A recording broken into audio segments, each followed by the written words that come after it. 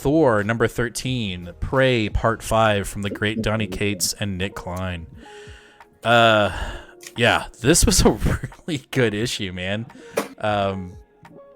It exceeded almost all of my expectations, if not, it did. It exceeded all my expectations. I felt like the writing was phenomenal. Nick Klein and his artwork is always just so good. I believe is Matt Wilson on colors, or is that the letterer? No, I believe he is on colors. The colors on this book are really freaking good too. Yes. And I'll say this, like, for me, if you end up reading the comic book and you want more, it's done its job. And sure. This book ended, and I was like, I gotta wait a month. I think I have to wait longer. Actually, I don't know. No, wait, we get one more. Yeah, before this short break. Because we don't get one in May, and then I think we get one in June. But yeah, so this book starts with getting a little bit of a backstory of Oden, Thor's dad, the original Allfather, ruler of Asgard, and we get a little backstory of how things went after the what was the event, War of the Realms. Essentially, yes. Yeah. Right. So after War of the Realms, things just didn't really go that well for Oden. His marriage fell apart. His life essentially fell apart. He got super depressed. And by the time he kind of got out of this like depression coma, everybody pretty much left him. and we basically see him like go to therapy, like cosmic therapy with what's her name? Freya. And then, they kind of try to go on a honeymoon. It doesn't work out.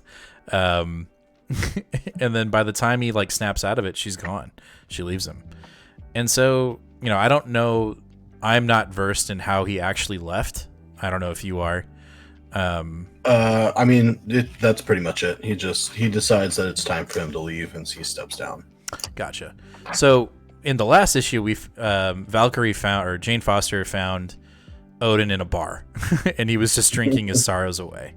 So in this issue, we see that little, history lesson, and then we continue to see Jane Foster sucker punch the hell out of Thor and gives him a history lesson of like what's been going on since he's been away. And he kind of chalks it up when he hears that. He's like, Thor can take care of it. He's my son. He can figure it out. And she goes, he's trapped in the world tree. Thor is trapped in the world tree. Donald Blake has escaped the tree, has killed the world serpent, has consumed so much Asgardian power. Do I have to keep going? And he goes, you can stop there. Yeah, I'll get my armor. And so Oden is back in action. And then we proceed to that like hellscape realm where Beta Ray and Sif, right? Is her name Sif? Sif. They're getting ready for battle, and Beta Ray is kind of just like trying to get everybody in that dimension kind of hyped, and Sif is pissed. She's like, what are you doing? Like, we're wasting our time. And Beta Ray kind of like goes, this is all we have. Like, we can either sit here and rot, or we can like get some mojo going and hope that somebody finds us. And that's what we're doing here. And on cue, Lockjaw shows up, Throg shows up, and Jane Foster shows up, right?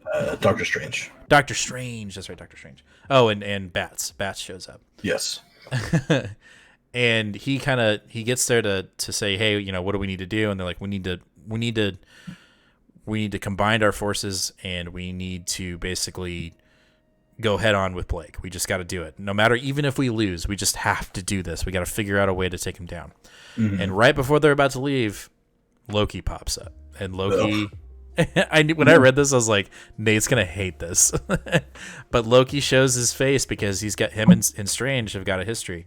I actually don't hate that. I mean, I don't like Loki, but I love that Donny consistently at every turn in any of his books is always referencing not only his other works, but just other Marvel continuity in general. Right, and he... excuse me. Ooh, Choked on a bug. Jesus Christ. Let me get some water. Oh God. Yes. While you're choking, I will say that the panel where they all sort of show up, and I think this is the one that you said could be very Second printing cover for sure. Yeah, I mean, Nick Klein just makes Throg such a badass. Yeah, dude. Like, if I know Beta Ray is getting his own, 5 issue. There needs to be a Throg. I'm ready for a Throg book too. A Nick Klein Throg book for sure. Anyway, so Strange and Loki kind of go at it, and they argue, and he's like, "Hey, let's go. Let's set some hell. Let's go raise some hell." And while this is all going on, Blake is chopping down the World Tree and trying to get to the source of its power. And I think what he's really doing is, well, I'm on the assumption of that he's basically trying to keep Thor in the tree. But I could be wrong in that assessment. Maybe he's accessing power. Maybe that's what it is. He's trying to access some kind of power. Mm-hmm. Yeah, and he's, I mean, at one point he says, like, Oden says, like, what? Where do you think all this power is going? You see the blood or the sap dripping out of the trees. Like, where do you think this is all going?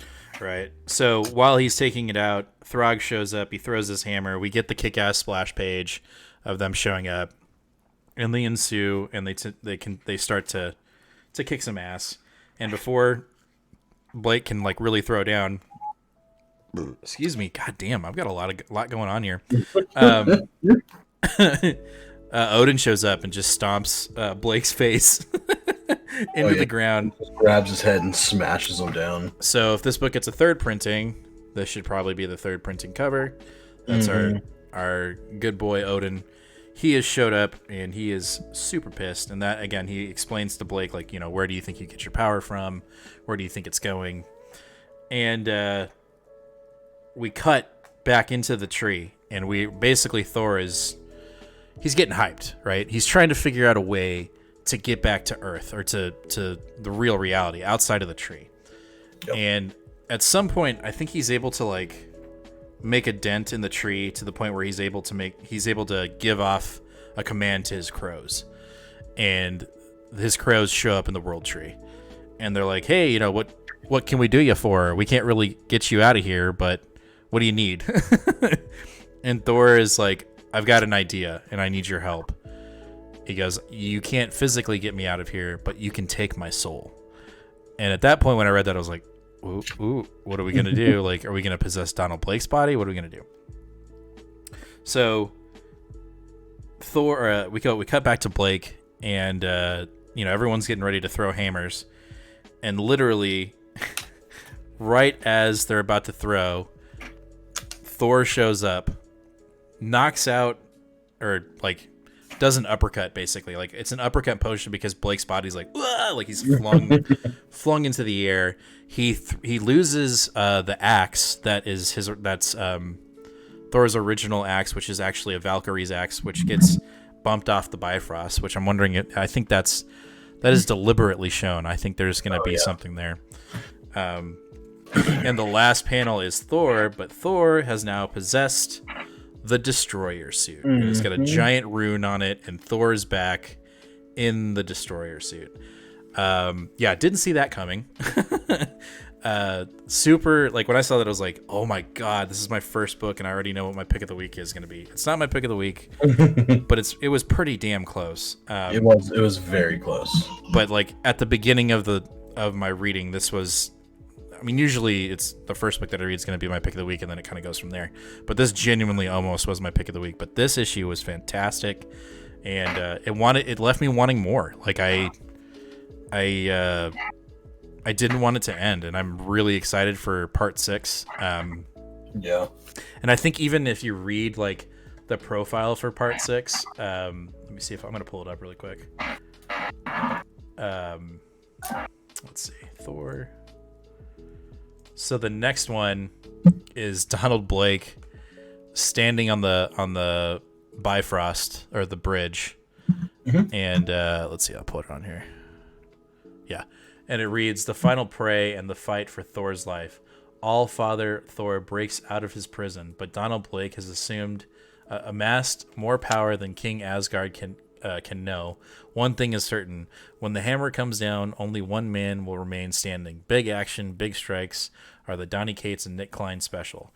But but you've never seen them like this before. This is the issue you cannot miss. And I take those words to heart.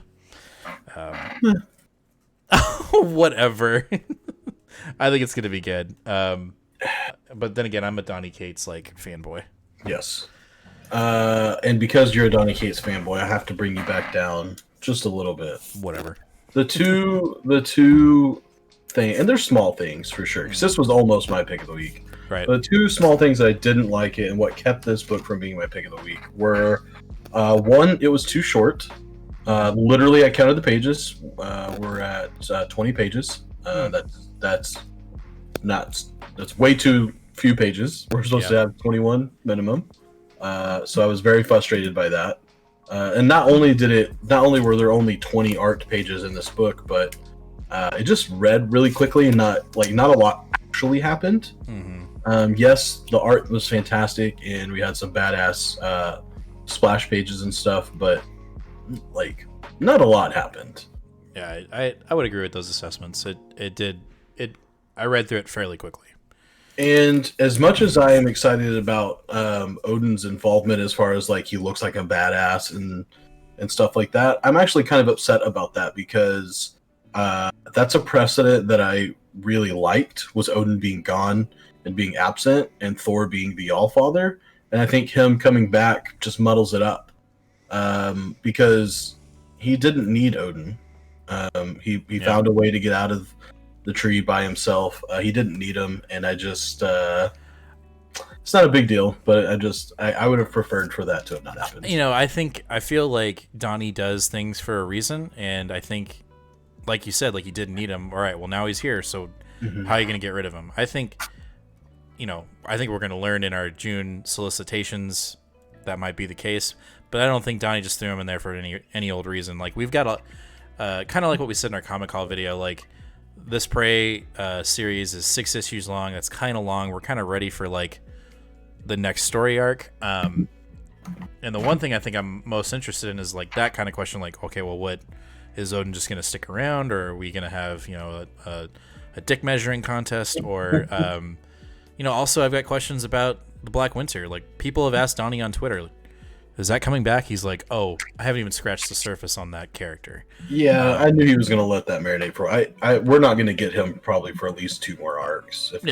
You're right, but I'm just this to me, outside of Venom, obviously, is probably my favorite comic book right now in Marvel.